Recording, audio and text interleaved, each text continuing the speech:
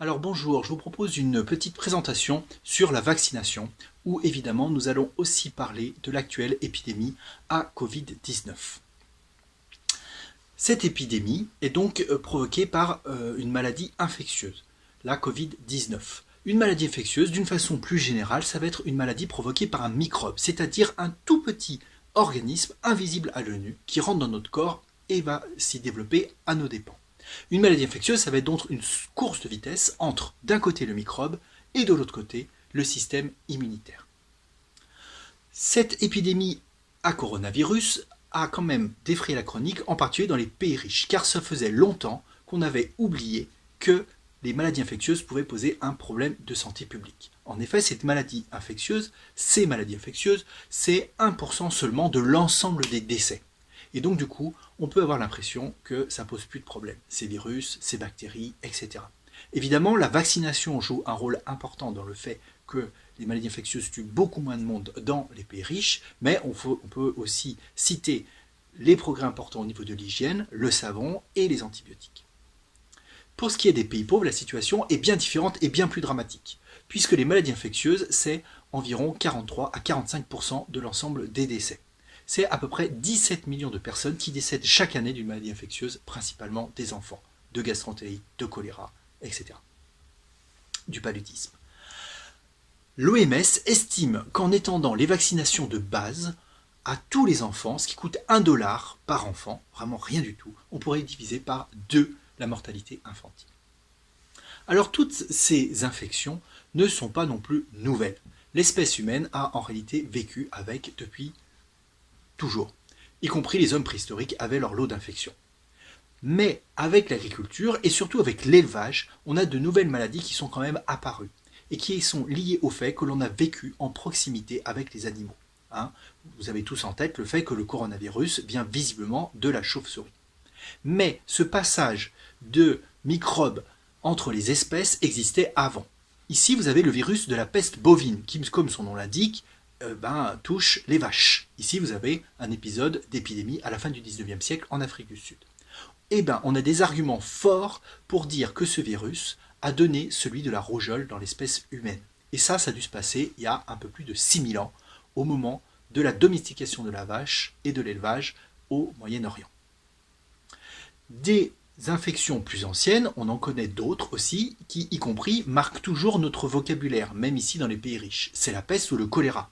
Ici en haut, vous voyez une image de la peste au Moyen-Âge. Pour ce qui est du choléra, la sortie du choléra a été un peu plus tardive que la peste du Moyen-Âge en Europe, en tout cas en Europe. Le choléra est sorti du continent indien, où il sévissait depuis plusieurs siècles, principalement à l'est, vers le Bangladesh et à l'est de l'Inde, dans le delta du Gange, et il va sortir dans les entrailles des soldats anglais partis coloniser. Et ensuite, tout au long du 19e siècle, on va voir différentes épidémies de choléra qui vont suivre à la fois les flux de marchandises et aussi les déplacements de troupes, les soldats. Alors on a déjà parlé ici du virus de la peste bovine, de la rougeole, tout ça c'est des virus, de bactéries, la peste ou le choléra. On a aussi un troisième type de microbe qui est un peu plus gros. On le voit ici sur le schéma qui est là. Ce schéma qui est là, c'est pas un schéma, c'est une photo de microscope. Sur cette photo de microscope, on voit des petits points rouges et au centre il y a une espèce de petite banane. Ça c'est le parasite qui provoque le paludisme. Il est entouré autour de cellules du sang. Ça c'est les cellules du patient, du malade, directement. Juste pour dire, nous sommes faits de cellules, c'est-à-dire d'un ensemble de petits sacs comme ça, comme on voit, ça c'est des globules rouges. Ces globules rouges, en fait, toutes ces cellules constituent tout notre corps. On a des cellules dans le cerveau, c'est les neurones, dans les muscles, dans le sang, donc avec les globules rouges et les globules blancs, etc. Nous sommes faits de cellules. Un peu plus petit, comme microbe, on a les bactéries. Ici, vous voyez sur ce frottis qui est fait à partir d'un crachat, des petits bâtonnets fuchsia. Ces bâtonnets fuchsia, ce sont des bactéries de la tuberculose. Des maladies bactériennes, on a donc la tuberculose, mais aussi le choléra, la coqueluche, la peste, un certain nombre, le tétanos, la diphtérie, etc. Encore plus petits, même beaucoup plus petits, les virus. Eux sont beaucoup plus petits, on ne peut les voir qu'avec un microscope électronique. Ici, vous avez vu, c'est grossi 100 000 fois. Et bien, ici, le virus que vous voyez, c'est le fameux coronavirus. Donc on appelle comme ça puisqu'il fait un cercle et une couronne avec les petites pointes, comme ça on appelle ça des spicules, des petits pics. Ici vous avez 3 coronavirus. Corona veut dire couronne, hein, en italien ou en espagnol ou en latin, couronne, corona. Des maladies provoquées par des virus, on en a bien d'autres. Le sida, les herpès, la grippe, la poliomyélite, la rougeole, la rubéole, les oreillons, etc. Et la Covid-19. Alors, le Covid-19, c'est donc une maladie infectieuse, c'est-à-dire une maladie provoquée par un virus. Le nom de ce virus nouveau, alors je dis nouveau parce qu'en réalité, à peu près 1/5 des rhumes habituels sont provoqués par d'autres types de coronavirus. Mais là, celui-là, il est nouveau, il va être beaucoup plus agressif. Donc, on l'appelle SARS-CoV-2.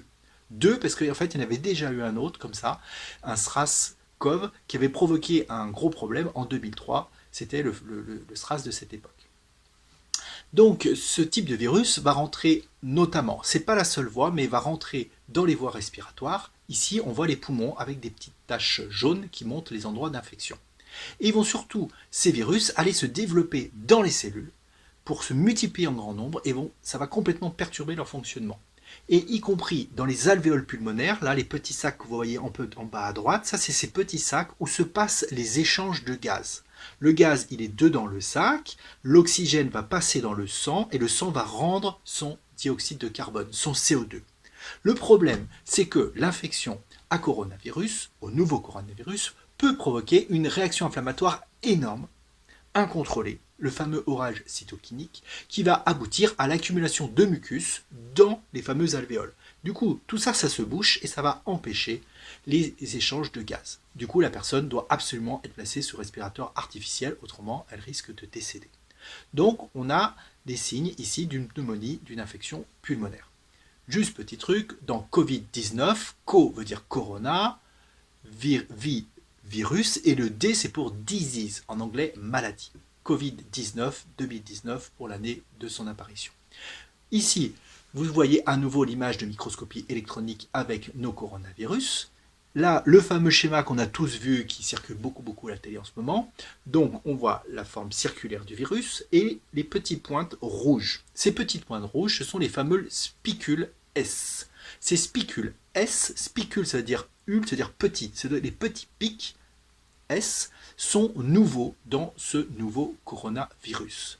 Et ce sont ces spicules S qui lui donnent notamment une virulence beaucoup plus grande. L'autre problème que pose le fait que les spicules S soient nouveaux dans le nouveau coronavirus, c'est que notre système immunitaire ne les connaît pas, ou peu, mal. On va arriver donc au système immunitaire.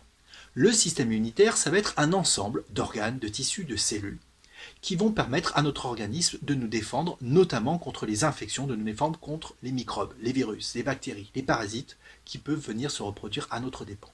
Dans les organes, il y en a qu'on connaît, ça va être les ganglions, par exemple ceux qui gonflent à la base du cou quand on a une infection dans cette région du corps. C'est un organe immunitaire. Autre chose importante dans le système immunitaire, ça va être les cellules. Ces cellules, ça va être les globules blancs. Alors les globules blancs, c'est ceux que vous voyez sur le frottis sanguin ici. C'est un peu compliqué, parce que les globules blancs ont un noyau violet.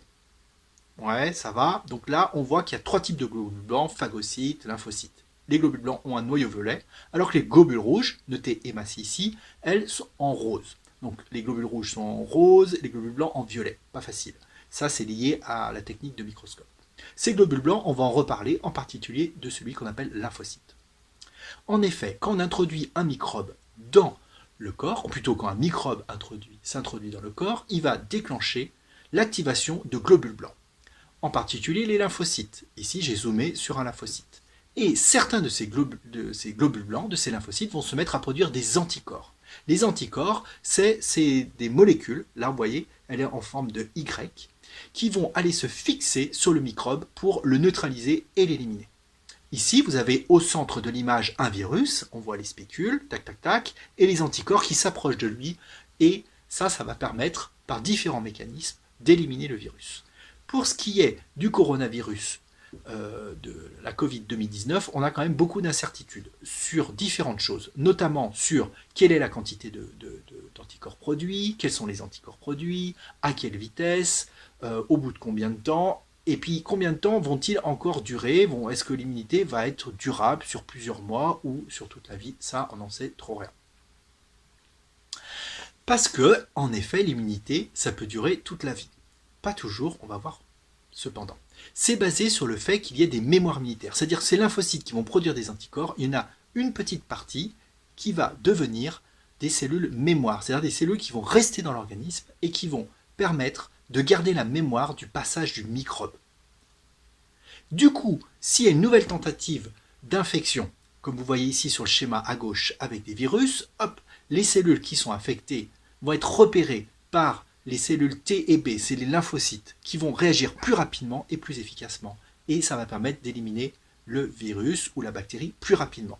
C'est-à-dire que là, dans la course de vitesse entre le microbe et notre système immunitaire, le système immunitaire a une longueur d'avance puisqu'il a été entraîné et qu'il a une mémoire immunitaire. Alors cette mémoire immunitaire, elle est quand même assez variable. Elle peut varier déjà selon les microbes.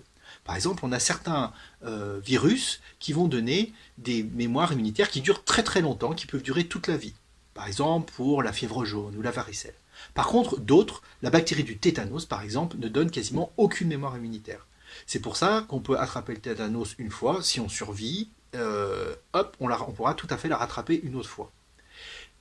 La seule façon, par rapport au tétanos, c'est de se vacciner. Ça permet quand même une immunité, mais qui n'est pas non plus de super qualité, puisque vous savez bien qu'il faut faire des rappels pour le tétanos. Donc ça va varier. Ça va varier aussi suivant le patient, suivant l'être humain, la personne. Notamment en vieillissant, notre immunité est moins bonne. Le nouveau coronavirus pose des problèmes, justement parce qu'il est nouveau. Ici, vous les voyez sur l'image, ce sont les virus, les petits points jaunes, qui sont en train d'aller infecter en fait les cellules humaines qui sont tout autour en violet. Et comme le nouveau coronavirus, avec ses spicules S, est nouveau, il va être mal ou pas reconnu par le système immunitaire. Et donc, dans un certain nombre de cas, dans la course de vitesse entre le microbe et notre système immunitaire, c'est le microbe qui gagne. On va avoir 15% de cas graves qui peuvent, ça vous le savez bien, aboutir au décès de la personne. À ce moment-là, la course de vitesse a été gagnée par le microbe. D'où l'importance, pour ce nouveau coronavirus, d'avoir un vaccin, c'est-à-dire d'avoir un outil qui va permettre d'entraîner la mémoire immunitaire de nos organismes. Alors, qu'est-ce qu'un vaccin? L'histoire de la vaccination, elle est aussi ancienne. Peut-être, sûrement pas aussi ancienne que les infections, mais tout de même. Y compris, on y trouve des traces dans notre langage. Vous connaissez tous ce dicton populaire, tout ce qui ne te tue pas te rend plus fort.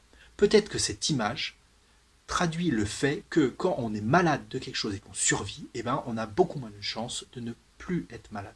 Cette observation a y compris été faite dès l'Antiquité grecque par un certain nombre de médecins en observant des épidémies. D'autres médecins l'ont appliqué dans d'autres régions du monde par rapport à une maladie qu'on appelle la variole. La variole a disparu de la surface de la Terre depuis les années 1970, grâce à la vaccination justement. Mais si on revient en arrière, cette maladie de la variole a été décrite, il y a déjà fort longtemps maintenant, au IVe siècle, par des médecins chinois. La maladie vient aussi de l'Asie. Et ces médecins chinois ont décrit la maladie qui est assez atroce, puisqu'elle entraîne la mort de 1 patient sur 5. Elle faisait des ravages. C'est ce qu'on appelait la petite vérole, qui est restée encore même y compris aujourd'hui dans le vocabulaire quand on dit que quelqu'un ou qu'un ordinateur est vérolé, c'est qu'il est vraiment pas bon et mauvais. Et ça va se traduire donc par différentes choses, mais notamment par des lésions cutanées, des pustules, comme vous voyez ici sur ce masque mortuaire. Donc c'est un masque mortuaire fait avec de la cire sur un patient décédé de variole. Et la technique qui va donner la vaccination, qu'on va appeler après la vaccination, vous allez voir pourquoi, ça va y avoir des changements, ça va être la variolisation. Donc la variolisation, c'est pas encore la vaccination, mais ça va l'inspirer. La variolisation, ça va être mis au point par des médecins chinois au XVIIe siècle à partir de prélèvements de croûtes séchées. Donc l'idée c'est de prélever des croûtes séchées, comme vous voyez ici sur la main d'un malade, et ensuite de l'appliquer sur un être humain qui n'est pas malade. Là sur l'image que vous voyez à droite, le médecin est à droite, lui aussi, habillé, il a un petit scalpel, il va prélever des croûtes, des pustules sur le malade qui est au centre, lui il a la variole, et celui de gauche n'a rien, lui il est sain, et le médecin va faire des scarifications. Et bien en faisant ça, on s'est rendu compte que la personne qui a vu les scarifications était protégée de la variole et ne l'avait plus. Évidemment, cette technique était quand même un peu dangereuse et on avait un certain nombre de personnes qui avaient été scarifiées avec les croûtes, qui attrapaient la variole et qui décédaient. Mais le bénéfice était plus important, il valait mieux faire la variolisation que de ne pas la faire tellement la maladie tue un grand nombre de malades. Cette technique va arriver en Europe par les voies de la route de la soie, entre la Chine, ensuite, l'image que vous voyez ici, l'alphabet, c'est de l'alphabet arabe, mais ce sont des personnes perses. Ensuite de la Perse, ça va passer dans l'Empire ottoman, etc. Et ça va être rapporté en Europe, notamment en Grande-Bretagne, par la femme d'un ambassadeur à Istanbul. En Grande-Bretagne se passe la deuxième étape, qui va nous amener à la vaccination. Ça, c'est un médecin de campagne anglais qui s'appelait Edward Jenner qui va la mettre en place. Ce médecin pratiquait la variolisation, dont on a parlé juste avant. Et il a fait une autre observation, c'est que parmi les paysans du coin où il habitait, où il travaillait, certains attrapaient une maladie proche de la variole, mais propre à la vache, qui s'appelait la vaccine. Cette vaccine ressemble à la variole, mais elle n'est pas humaine, elle est bovine. Et notamment les vachers, les jeunes garçons qui surveillaient les vaches qui attrapaient la vaccine, n'attrapaient plus jamais la variole humaine. Du coup, Jenner, il s'est dit, en réalité, la vaccine a l'air de protéger contre la variole. Du coup, je vais faire des expériences. Je vais prendre des pustules de vaches qui avaient la vaccine et les administrer à un être humain. Il a fait ça sur un enfant, 1796. Aujourd'hui, on ferait peut-être plus trop les choses comme ça. Et cet enfant, James Phipps, que vous voyez sur le tableau, là, au centre, a reçu une injection de vaccine, tac, tac, tac, et ensuite, Jenner lui a injecté la variole. Il fallait oser. Et il a survécu. Ça a confirmé son hypothèse. Après, Jenner a reproduit ça plusieurs fois pendant 2 ans et a démontré que la vaccination, l'injection de vaccine, protégeait contre la variole. La vaccination vient donc du mot vache, comme vous voyez ici sur cette caricature, qui laisse penser que déjà à l'époque de Jenner, il y a eu une certaine hostilité contre la vaccination. La vaccination, cependant, a eu un gros succès, parce que la variole, c'est une maladie très grave. La vaccination au XIXe siècle ne concernait d'ailleurs que la variole et pas d'autres maladies. Ici, vous voyez sur cette image, tirée d'un journal français, à gauche, la vache qui est en train de se faire prélever des pustules de vaccine qui sont utilisées pour vacciner la population qui est autour et qui vient ici recevoir sa vaccination. Les progrès théoriques et puis même après d'application vont venir de la microbiologie et de son développement dans la deuxième moitié du XIXe siècle. Donc ça va être les deux grosses pontes, les deux gros boss, c'est Pasteur et Koch. L'un est français et l'autre est allemand. Chacun travaille en réalité en équipe d'ailleurs et fonde des écoles. Pasteur va notamment être le découvreur du vaccin, lui et son équipe, contre la rage. Il va aussi poser un certain nombre de principes de base sur la vaccination. Robert Koch et son équipe, lui, va découvrir le choléra, la bactérie qui provoque le choléra, alors qu'il avait découvert un an ou 2 avant celle qui provoquait la tuberculose qui porte son nom, le bacille de Koch. Évidemment, tout ça, en 1880, il y avait aussi de légères rivalités franco-allemandes derrière. Il faudra cependant attendre la Première Guerre mondiale et après la Première Guerre mondiale pouvoir se développer de nouveaux vaccins en médecine humaine, en plus de celui contre la variole. Notamment, on va avoir le BCG, qui va être utilisé par rapport à la tuberculose, et puis les vaccins contre la diphtérie, le tétanos.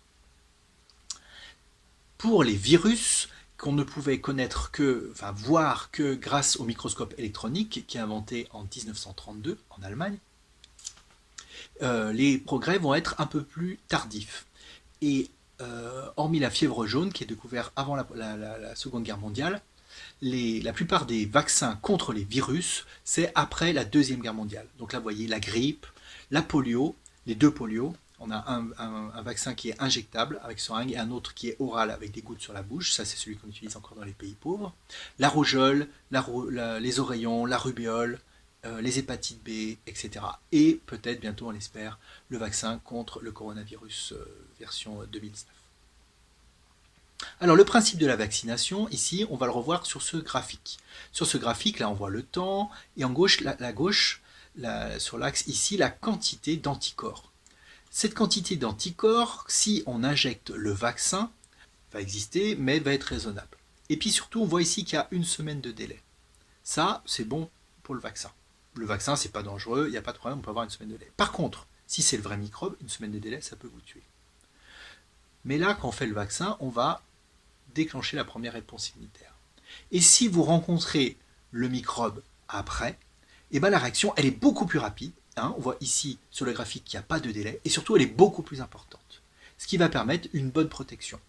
Finalement, la vaccination, ça va être un entraînement de notre système immunitaire. C'est-à-dire que dans la course entre le microbe et le système immunitaire, eh ben là, le système immunitaire, il est entraîné. Il va courir plus vite, plus fort, grâce à sa mémoire immunitaire. Et c'est grâce à ça qu'en réalité, on ne va plus être malade des maladies infectieuses quand on a un vaccin.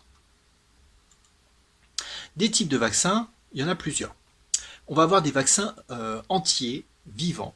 Évidemment, il ne faut pas qu'ils soient dangereux, il ne faut pas qu'ils provoquent la maladie, donc on va les atténuer.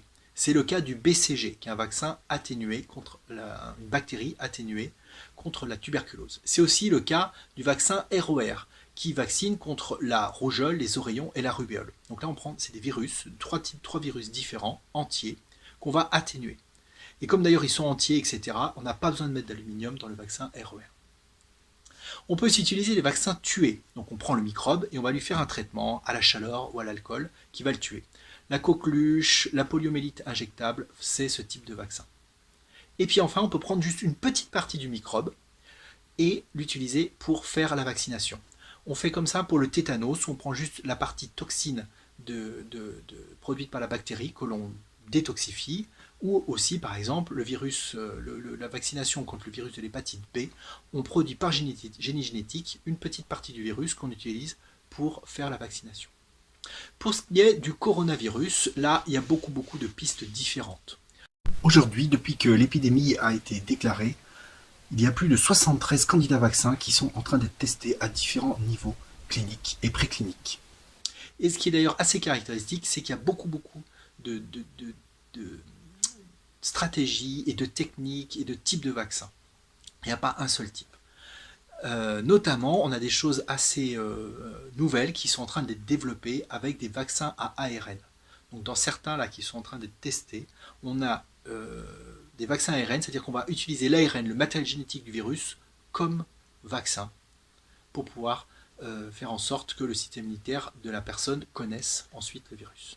Évidemment, depuis que l'épidémie a commencé et vu son ampleur mondiale, etc., dans les pays riches, là il y a des gros marchés, et ce qui explique aussi qu'il y ait autant de tests qui soient en cours. Parce qu'en 2003, avec l'épidémie de SRAS, il y avait déjà eu beaucoup de recherches qui avaient été faites, etc. Mais les laboratoires de recherche publique avaient plus après de crédit quand l'épidémie en fait s'était avérée moins importante, etc. Et les boîtes pharmaceutiques aussi avaient limité leurs recherches, puisque en fait le marché n'était pas assez important et donc pas assez rentable. Alors si on revient à la vaccination, son intérêt se porte à deux niveaux. On va déjà avoir une protection individuelle à l'échelle de la personne. Ça, c'est surtout le cas pour les vaccins comme par exemple le tétanos. Le tétanos n'est pas contagieux, donc l'intérêt de la vaccination, c'est de se protéger à l'échelle individuelle. Ça existe aussi pour les autres maladies. Mais pour les autres maladies qui sont beaucoup plus contagieuses, les autres maladies infectieuses qui sont très contagieuses, par exemple la rougeole, la protection est surtout collective.